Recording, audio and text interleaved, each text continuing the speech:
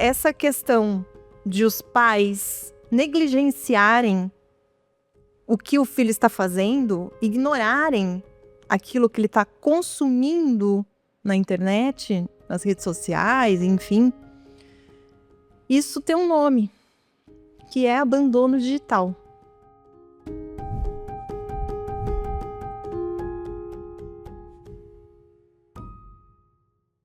Está começando mais um episódio do Bendita Família. Este é um podcast para tratarmos de assuntos impactantes das relações familiares. Eu sou a Lilian Gaspar, sou advogada e sou apaixonada para levar as famílias ao caminho da paz e harmonia no seu núcleo familiar. E o tema de hoje, no nosso episódio, será sobre o mundo digital na vida dos adolescentes. A hiperconectividade de hoje em dia. E para falar sobre esse assunto, eu convidei a Renata Leão Moreira, que já foi minha vizinha, e que já fomos, inclusive, companheiras de um Família em Foco. Ela apresentou comigo uma oportunidade, exatamente esse tema, e foi algo bem impactante para quem estava presente. A Renata é psicóloga há 19 anos, ela é especialista em terapia cognitivo-comportamental e há 10 anos também atua na psicologia clínica. Renata, seja muito bem-vinda. Obrigada por aceitar o meu convite. E eu quero que você comente esse fato que, na nossa época, o mundo era absolutamente analógico e hoje o mundo se tornou absolutamente digital. E o que isso tem provocado nas pessoas em geral e especialmente nas crianças? Obrigada pelo convite. É um prazer estar aqui contribuindo com o podcast, mais uma vez com esse tema tão importante. E hoje as crianças e adolescentes estão mais conectados, né, às redes e estão menos conectados com as pessoas, né, com a família, com as outras crianças, com os amigos. Antigamente, as crianças, a infância, né? Quando a gente pensava em infância, a gente imaginava crianças brincando juntas, na rua, né? Jogando bola. Jogando bola. Hoje em dia, as crianças, a gente vê as crianças cada vez mais distantes uma da outra e cada uma voltando para sua casa sozinha com a sua própria tela, né? Então, esse é um ponto que nos preocupa em relação à saúde mental mesmo das crianças e adolescentes. E uma coisa que a gente percebe muito é que elas realmente voltam para casa já conectadas numa tela e elas, de repente, se isolam num quarto, né? Elas se isolam no quarto e a família sequer sabe o que está se passando lá dentro. E aí existe uma sensação de segurança, mas será que essa sensação é real? Essa sensação de segurança, ela é real? Porque é muito fácil a gente pensar que é melhor o nosso filho estar no quarto, no aconchego do lar, naquele quarto que foi feito maravilhoso para o filho, para a filha, do que pensar se ele estivesse numa estação de metrô em São Paulo, né? Sim. Essa imagem de um filho sozinho numa estação de metrô em São Paulo é assustadora, não é? E a imagem de um filho num quarto sozinho, ainda que sozinho, a gente sem saber exatamente o que ele está fazendo, dá uma sensação de segurança. Mas será que ela é real? Essa segurança é real? Ela existe? Hoje em dia a gente tem tantas coisas acontecendo, né, no meio digital, que a criança acaba correndo o mesmo risco se ela estivesse na rua. Sim. Né? Então, é sobre isso que eu quero tratar com você, porque essa questão de os pais negligenciarem o que o filho está fazendo, ignorarem aquilo que ele está consumindo na internet, nas redes sociais, enfim, isso tem um nome, que é abandono digital. E o abandono digital, ele é tão grave do ponto de vista mesmo jurídico, e daí você vai me falar as consequências disso no ponto de vista psicológico, mas ele é tão grave que ele vai se tornar crime. Ele tem um projeto de lei para tornar o abandono digital crime, que é exatamente a prática dos pais de negligenciarem o conteúdo que os filhos estão consumindo na internet. Então, do ponto de vista jurídico, é um tema que precisa de muita reflexão. E do ponto de vista psicológico, o que o abandono digital pode causar nas crianças? Quando você fala, né, de abandono digital e a gente imagina a criança ou adolescente lá no quarto, né, seguro, como você diz, né, aparentemente está seguro, né? Se a gente começa a observar como que é o desenvolvimento da criança, a gente observa algumas funções cognitivas, por exemplo. Então a gente tem a percepção, a atenção e a memória. Então, uma criança que ela está o tempo todo numa tela, será que ela está percebendo o que está acontecendo ao redor, ao mesmo tempo que ela está recebendo todos os estímulos da tela? E se ela não está tendo essa percepção, será que ela está conseguindo prestar atenção no que acontece? Quando não tem atenção, não tem memória. Então, como está sendo o desenvolvimento desses jovens, né, dessas crianças e desses adolescentes? Eles estão cada vez mais conectados, né? E isso acaba comprometendo o desenvolvimento cognitivo, né? Porque se a gente for falar, por exemplo, em atenção, a gente tem atenção concentrada, né? E a gente tem atenção dividida. Quando a criança, ela está na tela, ela está ao mesmo tempo dando atenção a outras coisas que ela deveria estar fazendo. Então, ela está dividindo a atenção dela. Isso não é bom, né? Porque a criança ela precisa fazer uma coisa de cada vez e precisa fazer bem feito. Uhum. Então, se ela está fazendo mais do que uma coisa de cada vez, vai ter um momento que ela não vai dar conta, né? Uhum. Mas eles estão aprendendo a fazer isso ao mesmo tempo, por conta desses estímulos, né? Desse grande estímulo de informações que as telas proporcionam. Ao mesmo tempo, as crianças, né? Você já foi a algum restaurante e já viu as crianças na tela do celular ou no tablet? Inúmeras vezes. Inúmeras vezes. Aliás, não passa uma que eu não veja essa cena. Não posso nem dizer que em casa nunca aconteceu, que também acontece. Mas quando você vai, por exemplo, você sai em alguma situação que a criança precisa esperar, só esperar. Já observou que as crianças não conseguem mais esperar sem ter algo para ela estar fazendo? Elas pedem, me dá a tela, né? Eu quero jogar um joguinho, eu quero assistir um desenho. Não ter nada para fazer é um problema, né? É um problema, não ter nada para fazer é um problema, né? E nós sabemos que a criatividade ela surge nesse momento de não ter o que fazer, né? Uhum. Então, a criança está perdendo esse período de não ter o que fazer, né? E isso compromete o desenvolvimento da criança. Isso nitidamente, isso não precisa ser nem especialista na área para entender o prejuízo que vai ser lá na frente para uma criança que não consegue esperar as consequências de uma ansiedade que vai se instalando. Isso é muito claro, né?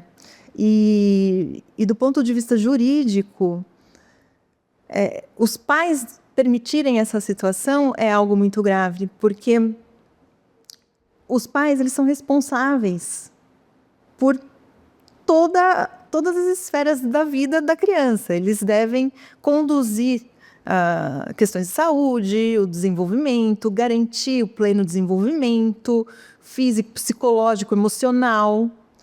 E uma vez que eles não se atentam para que essa situação acaba gerando nas crianças tudo isso que você mencionou, eles estão negligenciando algo que é dever deles como pais. Aliás, é dever da sociedade e do Estado também garantir direitos fundamentais da criança, como saúde, bem-estar físico, psicológico, emocional. E os pais acabam, para se livrarem... Hoje em dia a gente está realmente muito atarefado. Nós chegamos em casa cansados e às vezes é mais cômodo que o filho fique na tela para não ter que passar um tempo junto. A gente vê muitas famílias nesse sentido, né? Mas isso acaba levando a essa situação de negligenciar direitos fundamentais da criança, o que é muito sério.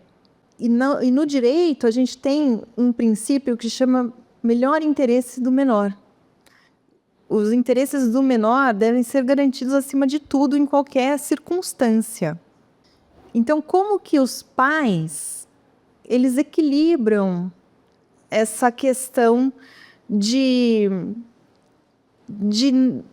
proibir, mas não também de uma maneira exagerada, porque hoje a gente sabe que muitas escolas, inclusive, utilizam o meio digital para ensinar. As crianças hoje têm acesso a Google Classroom, fazem exercícios, atividades por meio de tablets. Então, é um caminho sem volta. Não tem como a gente fugir de uma realidade que existe. A criança e o adolescente, eles estão inseridos nesse mundo digital até para o bem, né? Para o lado positivo da educação, do aprendizado. Mas até que ponto o pai pode proibir o filho, e isso seria uma invasão de privacidade, né? De saber o que ele está fazendo ou não. Mas isso, pelo dever que ele tem, pelo poder familiar que ele exerce, ele deve interferir nessa privacidade do filho, porque somente assim ele vai garantir os direitos fundamentais do filho de pleno desenvolvimento. E isso a gente vê que as famílias estão perdendo um pouco essa noção diante de tudo que a gente vê num restaurante, mesmo quando chega em casa do trabalho, cansado, e ao invés de dar uma atenção para a criança, acaba deixando ela numa tela ou numa televisão. Então, as pessoas, eu enxergo que estão perdendo realmente esse relacionamento humano, né? E do ponto de vista psicológico, isso é muito sério. E outra coisa muito séria é que, ao deixar os filhos no quarto sozinhos, sem saber o conteúdo que eles estão consumindo na internet, todo mundo pensa no filho, numa eventual vulnerabilidade dele, como vítima. Como vítima. Meu filho pode estar sofrendo um bullying digital, sofrendo algo mais grave. É isso que a gente pensa, mas a verdade é que a criança ou o adolescente, eles podem estar sendo os próprios autores dos crimes cibernéticos. Sim. E isso é muito sério. E foi o que a gente viu mais ou menos na série Adolescência, né? Você assistiu essa série? Eu assisti. Algumas vezes. Essa série tem várias camadas, assim, né? E tem muitos pontos importantes, e alguns pais... Foi tema de muitas sessões de consultório, inclusive, né? Os pais me procuravam e falavam, mas você acha que isso acontece mesmo? Sim, eu acho que isso acontece mesmo, né? Porque os pais desconhecem de termos, desconhecem exatamente o que você disse, o que o filho está praticando, né? Ele pode, sim, estar sofrendo um cyberbullying, mas ele pode também ser o abusador, né? A pessoa que está cometendo esse crime. E eu sempre digo para os pais, sempre trago a reflexão, como você falou, né? É uma pergunta de consultório. Mas eu posso saber o que meu filho está consumindo na internet? Eu posso? Isso não é evasão de privacidade? E eu sempre trago que isso é responsabilidade do adulto. Isso é responsabilidade do pai e da mãe, né? De fazer esse monitoramento. E se o pai e a mãe julgam que vai fazer mal para a saúde física e mental da criança ou do adolescente, que sim, que precisa ter uma conversa, que precisa ter uma negociação, que precisa ser colocado regras e precisa trazer de volta o equilíbrio. Exato. Eu acho que esse é o ponto. Lógico, tem que ter aquele limite, porque às vezes o filho já é adolescente, já namora, e aí o pai ou a mãe pega aquele celular ou alguma coisa e quer ir mais a fundo, aí também não é bacana, né? Então tem que entender esses limites para que o adolescente tenha, sim, uma certa privacidade nessas questões, mas os pais, eles têm essa responsabilidade de, sim, intervir, saber monitorar no momento em que percebem algo negativo na vida da criança. E quais os sinais que uma criança ou um adolescente apresenta quando está sendo vítima de um crime cibernético, de um cyberbullying, algo assim? Para responder a sua pergunta, Lília, eu vou trazer alguns casos de consultório, assim, né? Quando os pais chegam trazendo algumas questões. E quando os pais chegam no consultório, infelizmente, é por situações, né, por demandas que já se agravaram, né? E eles não observaram os primeiros sinais. Quais são os primeiros sinais, né? Aquele jovem que chega em casa, como você disse no início, e vai direto para o quarto. Ou aquele jovem que, durante o período que a família está acordada, ele está no quarto, ou ele está dormindo. E aí, quando a família vai dormir, que aí não tem ninguém em casa, aí ele sai do quarto, ou para fazer refeição, ou para ficar em algum cômodo que é compartilhado. Mas não existe, deixa de existir essa convivência, né? E isso acontece mais comum do que vocês possam imaginar, né? É triste de observar isso. E esse é o primeiro sinal. E que muitos pais não notam, ou porque acaba passando despercebido. Ele gosta de jogar, ele joga online, então ele fica mesmo utilizando o videogame, mas eu sei que ele está jogando com os amigos. E quem são esses amigos? Exatamente. Né? Não sabe quem são os amigos. Aliás, você falando disso, eu lembrei de um episódio que aconteceu comigo mesmo. Meu filho estava jogando uma vez um jogo desses de plataforma, acho que era aquele Roblox, eu não sei exatamente. E eu estava tranquila, porque eu achava que ele estava jogando com os meus sobrinhos. E falando, todos falavam. Ele falava, as pessoas do outro lado falavam, e eu achando que eram os meus sobrinhos. Só que eu percebi que não eram quando eu comecei a ouvir palavrões. Palavrões proferidos por crianças de 10, 11, 12 anos. E eu fiquei louca com isso. Eu fiquei louca. Eu fui em cima dele e falei, com quem você está falando? E isso gerou uma discussão até com o meu marido, porque ele que fica nessa questão de controle parental das redes sociais. Eu falei, como que você não controlou isso e tal? E ele falou que também não sabia exatamente como funcionava, mas, enfim, nós limitamos esse acesso e ele não tem mais como falar com pessoas que não aquelas que a gente permite. Liberou acesso. Mas foi algo muito chocante para mim. Essa é a postura de um pai e de uma mãe que a gente espera, né? De colocar limites quando precisa ser colocado. Quando observar que existe risco, né? Tinha um risco. Com quem que ele está falando? Com quem ele está conversando? Né? Que pessoas são essas? Então, assumir essa postura de colocar limites, de conversar, de negociar, faz com que a gente tenha crianças e adolescentes conhecendo quais são os limites e conseguindo avaliar também o que está mais próximo do certo, o que está mais próximo do errado, né? Uhum. Você falou de um jogo, né, do Roblox. A gente tem... os jovens jogam e tem uma maneira deles não saberem com quem só se ouve a voz, não vê a pessoa, né? Tem só uma imagem e não vê a pessoa. Então, quem garante que do lado de lá tem uma criança na mesma idade Exatamente. que o seu filho ou que a minha filha, Exatamente. né? A gente não tem essa garantia. Então, quando a gente fala das redes sociais, a gente está falando de um cenário no anonimato. Então, é muito mais fácil, né, para quem não vem com a intenção de só jogar e para quem está ali, que também não está com a intenção de fazer amizade, né? Porque é tudo anônimo. Sim, né? A gente tem esse risco mesmo de quem está do lado de lá. A gente não sabe quem está do lado de lá. Qual a intenção? Exatamente.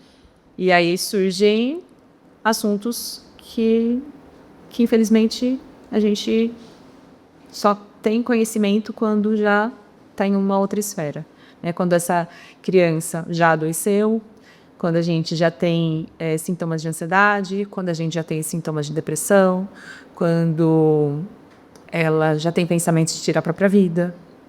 Isso é gravíssimo, né? E tem aumentado cada vez mais o índice de crianças com esse perfil, né? A gente ouve dizer. Triste. E daí que vem a importância de os pais serem as pessoas que abrem o diálogo sobre isso, que orientam sobre o mundo digital, porque muitas vezes as crianças sequer sabem também o que estão fazendo lá. E o risco que ela está correndo ali. Não sabem o risco que ela está correndo, mas também não sabem que alguma coisa que ela está fazendo pode ser um crime. Também, exatamente. Né? Porque ela pode ser autora de um crime. E a gente já tem, inclusive, precedentes na justiça brasileira de que os pais foram responsabilizados civilmente por menções inadequadas das crianças, bullying, né? Cibernético mesmo, praticado por menores na internet. Então, posta uma foto de uma amiga, de uma pessoa e ridiculariza aquilo naquele meio digital. Já há ações responsabilizando os pais por isso, que vão ter que responder por danos morais que foram cometidos à vítima. E mais, quando também existe isso no âmbito escolar, a escola também é responsável. E existem casos em que a escola também é acionada e tem que, em pé de igualdade com os pais, responde por isso, porque a escola também é um ambiente que deve resguardar para as crianças e para os adolescentes essa segurança, né, digital. Até porque existem as plataformas mesmo que eles utilizam. Nas plataformas mesmo de educação, existe o chat. E como que você controla o que eles mencionam lá? Eu já soube de escola que teve problema com isso, em que os alunos veicularam ali coisas inadequadas para a idade. E aquilo foi para um amigo, foi para outro amigo, e aquilo começou a circular dentro da escola e gerou algo muito sério para eles. Então, tanto os pais como a sociedade, o Estado tem que ficar muito atentos a toda essa situação. E do ponto de vista psicológico é muito grave. É muito grave o que se passa, né? Eu costumo dizer que tem que ser um trabalho em equipe, né? Todas as vezes que eu atendo adolescentes, hoje eu não atendo mais criança, começo a atender a partir da adolescência, e eu sempre chamo os pais, converso com os pais, converso com a escola, converso com o jovem, porque precisa ser um trabalho em equipe mesmo. Precisa ter esse monitoramento dentro do que é recomendável, né? Olhando pelas questões jurídicas, mas que preserve a imagem e a saúde dessa pessoa. E, Renata, como que a gente resgata o convívio familiar que anda um pouco precário, como a gente tem comentado? Através de atividades em família. às vezes, e pode começar com coisas, pode começar na tela, né? Pode ser, por exemplo, um cine pipoca com todo mundo. Nossa, né? é uma delícia, né? Todo mundo na sala, prepara o espaço, faz as guloseimas que as crianças gostam, pipoca, coloca colchão, né, deixa o cenário propício para isso. Mas com conteúdo absolutamente adequado, né? Adequado, com a família reunida, para trazer de volta, né, essa proximidade. E aí, a partir daí, começar a fazer outras atividades que não necessariamente são na frente da tela. Né? Fazer um passeio, todos juntos. Ir para a cozinha todos juntos. Tem coisa mais gostosa, né? Que a minha filha adora ir para a cozinha, né? Ela puxa a cadeira e fala, vou ajudar a mamãe. Ah, que legal. Às vezes, alguns ovos vão parar no chão. Tudo certo. E eu sempre proponho atividades terapêuticas, né? No consultório, para casos como esse. Porque é muito importante essa conexão, né? E é muito interessante, eu me lembro de alguns casos, assim, mas é muito interessante quando a gente traz para o consultório a família, né?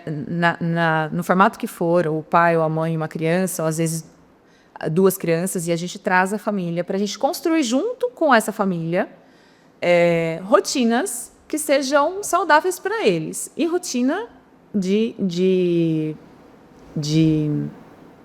não de tarefas domésticas, rotina de passeio, rotina de atividades que eles gostam de fazer.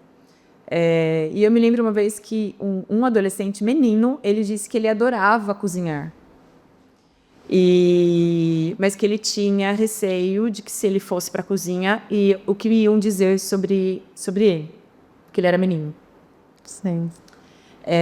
E aí a mãe viu uma ótima oportunidade, né, para que ele fizesse algo junto com ela na cozinha. E aí depois, faz muitos anos, ele já teve alta, é um adulto hoje. Ela me mandou mensagem, e eu sempre tenho contato dos meus pacientes, eu falo, a Renata a psicóloga nunca vai trocar o número do celular, e eles me mandam depois, né, de muito tempo. E ela me mandou uma foto que ele tinha feito um curso de culinária, e todo orgulhoso, porque ele tinha feito a inscrição, tinha ido sozinho, pequenininho ainda, e tinha feito o curso, e depois ia para casa, fazer para a família, e ele super voltou a se integrar com a família, né? Então, legal. É uma rotina, é uma mudança de rotina. E esse passo, ele precisa ser dado pelo adulto. Porque a criança, na maioria das vezes, ela ainda não tem toda a estrutura cognitiva para compreender, né? Eu vou entre o tempo que eu tenho do dia, eu vou dividir o tempo para ficar com a minha família, o tempo que eu vou ficar na tela, o tempo que eu vou para a escola, o tempo que eu vou fazer minha lição de casa. Não tem essa compreensão de jeito nenhum. Isso é do adulto. Então, cabe ao adulto organizar isso. E, algumas vezes, fazer as atividades que são de responsabilidade do jovem, da criança, com a criança. Né? Verificar se está estudando, sentar para ajudar no que tem alguma dificuldade. Então, hoje, eu vejo que muitos pais, infelizmente, terceirizaram essa responsabilidade para a escola. Mas o maior problema é que eles deixaram de conviver. Né? Esse período que ele tem de oportunidade, de convivência, mesmo para uma tarefa, ele deixou de aproveitar. Porque o tempo vai passando e quando esse jovem chegar a ter, sei lá, 14 anos, ele não vai querer mais a companhia do pai para fazer isso. Com certeza. Né? Quando ele está descobrindo, né, é tudo mais interessante, tudo uma descoberta. Depois, quando vai criando esse distanciamento, essa janela, infelizmente, foi perdida. Então, voltar a fazer atividades em família sempre é o melhor caminho. E também, né, ser o maior exemplo. Porque quantas vezes nós fazemos isso? Porque nós estamos cada vez mais atarefados, o tempo é cada vez mais curto, e a gente chega em casa ainda trabalhando. E não se desconecta do próprio celular. Sim. E às vezes a criança pede a nossa atenção e a gente fala, espera um pouquinho, eu preciso responder isso aqui, né? Só mais um minutinho. Então, como que a gente quer que a criança entenda, sendo que ela é um ser em desenvolvimento ainda, que entenda que ela não pode, mas por que eu posso? Então, se eu estou chegando em casa e é o momento de eu me desconectar do trabalho.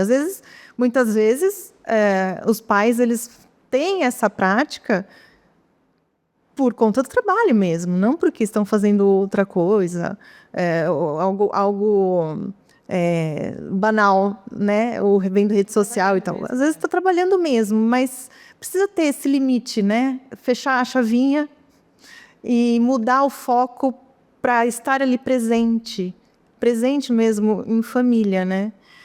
Isso eu acho que as pessoas têm perdido muito essa prática e essa noção de que os pais precisam funcionar como um exemplo para os filhos, né?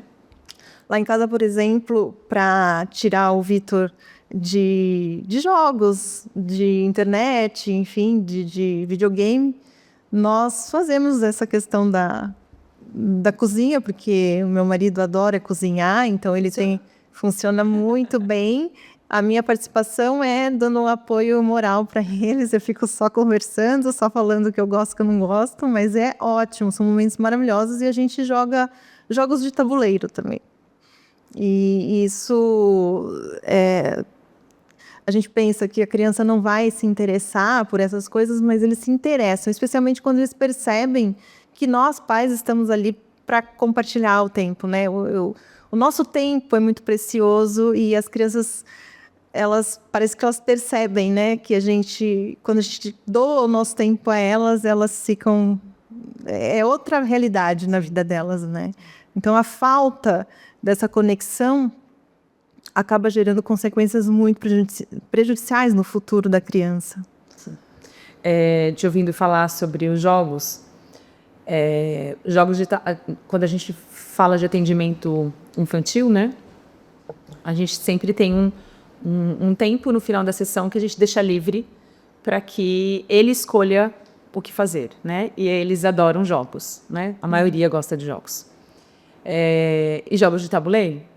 Então, quando se pensa, né, ou pode pensar que os jogos de tabuleiro é algo ultrapassado, é um mero engano, né, porque eles gostam muito. E mais do que jogar, eles adoram construir os jogos. Então, às vezes, a gente está em casa, mas eu não tenho jogo. Vamos construir um jogo? Sensacional. Se a gente vai para a nossa infância, o que a gente fazia? Nossa. A gente não fazia o brinquedo? Fazia pipa. Eu morava em rua sem saída, eu fazia barquinho de papel e quando chovia, ficava naquela correnteza e colocava o barquinho para ir, né? Era demais e são recordações que a gente guarda assim para sempre, né? E é trazer a criança para ser criança novamente. Exatamente. Tem um psicólogo social, o Jonathan Haidt, que ele é especialista nesse estudo de tecnologia, né, para criança e adolescente. Uhum. E ele fala que a infância ela está se transformando, mas que infelizmente ela não está se transformando para o melhor, né? E é ele que fala, inclusive, que a infância ela era referência de brincadeiras, de brincar com outra criança. Uhum. E hoje em dia as crianças voltam para casa sozinhas com a sua própria tela, né? Então, a gente precisa resgatar isso da infância. Isso gera um isolamento social mesmo, né? Um isolamento social. As crianças... E eu vejo isso nos adultos também, sabia? Eu percebo que... Parece que depois da pandemia isso até se acentuou. As pessoas não querem mais o contato presencial. Muitos se incomodam. Então, reunião online, na Justiça do Trabalho e no Justiça Civil também, as audiências começaram a ser online na pandemia e essa prática continua até hoje. Algumas áreas continuam com essa prática, virou híbrida e tal. Só que, assim, é algo que perde um pouco. O próprio juiz, ele perde um pouco. Porque quando você está presencialmente, você vê claramente as emoções, né? Perde a sensibilidade. E quando está no virtual, é outra realidade. Mas as pessoas, elas têm...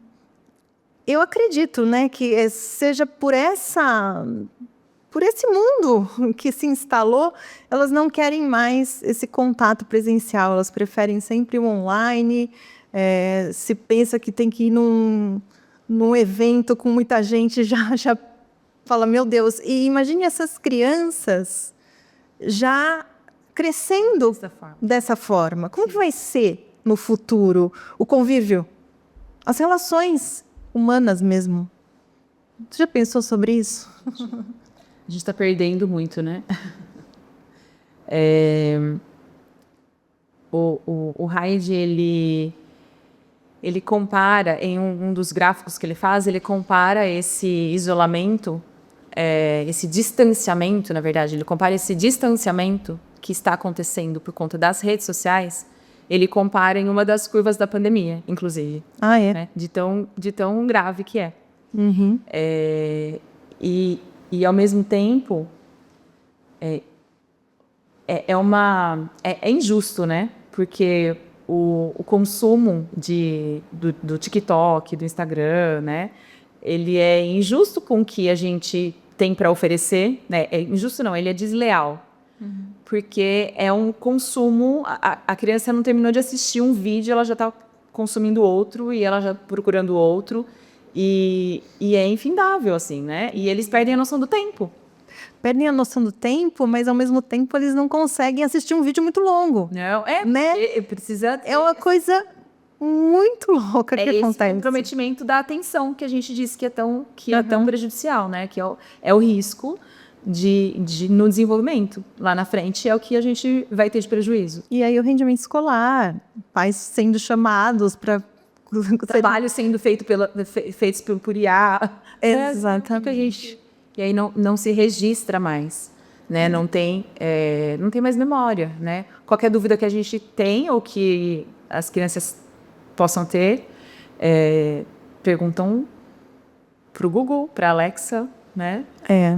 E aí tem a resposta. Então, deixaram de ter atenção e de memorizar o que é importante.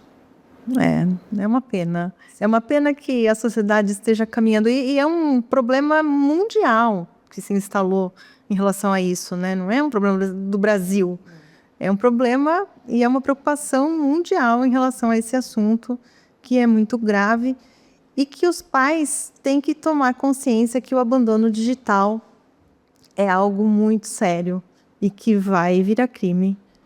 Não se sabe quanto tempo isso demora, mas já tem esse projeto de lei para que o abandono digital se torne crime realmente, porque... Se for para o bem, que seja logo. Com certeza, com certeza. Renata, foi muito bom conversar com você. Eu agradeço muito a sua participação e antes de a gente finalizar, eu quero que você deixe uma reflexão final para esse bloco que se chama Conselho de Família. Para que você deixe uma reflexão final sobre esse assunto que a gente falou, uma dica ou algo que mais te marcou de tudo que a gente conversou. Depois de todas essas reflexões, né, que nós fizemos e sabendo de todos os riscos que existem, vamos resgatar a infância, né? Vamos voltar a brincar na infância da nossa idade, né? Voltar a fazer atividades ao ar livre, se aproximar das crianças, mesmo que o início precise ser pela tela, né? Como eu dei um exemplo de assistir um vídeo, mas trazer essa proximidade, porque a criança, ela está... Tem até um vídeo que mostra a criança andando atrás de um smartphone. Não sei se você... Ah, sim, eu lembro. Você passou, né? É o smartphone andando, puxando a criança com uma cordinha, assim, né? Como sim. se o smartphone estivesse no controle da criança, que de fato está. Mas com pequenos estímulos, a criança ela volta a perceber a graça de estar com um amigo, ela volta a encontrar graça em brincar com os pais, em se divertir, em brincar no chão. Minha filha brinca, ela fala sobre mim, vamos brincar de bagunça? Brincar de bagunça é brincar no chão, né? Uhum. Então, que a gente possa trazer de volta essa infância mais saudável, né? Com um controle maior do uso de telas e das redes sociais. Maravilhoso, maravilhoso. Eu compartilho dessa sua reflexão. Acredito que é tudo que uma família precisa. Voltar a essa conexão profunda. Andar de bicicleta, por exemplo, é algo muito, muito gostoso e que a gente pouco vê hoje em dia, porque tudo realmente é muito perigoso, as ruas são perigosas, tudo, mas existem parques, é possível tentar fazer isso, né, de alguma forma. E eles gostam tanto. Muito, muito. Renata, muito obrigada. Obrigada por aceitar o meu convite, por toda a sua contribuição nesse episódio, que foram reflexões muito impactantes mesmo e de muita valia. Muito obrigada. Eu que agradeço. É um prazer contribuir e seguimos aí para resgatar a infância e as benditas famílias. Excelente. Fico muito contente com você que me acompanhou até aqui. Eu espero que esse episódio tenha trazido reflexões importantes para sua família e tenha contribuído para a sua jornada familiar. Acompanhem as minhas redes sociais para continuar atualizado sobre todos os temas que nós vamos tratar aqui no Bendita Família. E compartilhe esse conteúdo com aqueles que você entende que podem se beneficiar de tudo aquilo que a gente falou. Nos vemos no próximo episódio.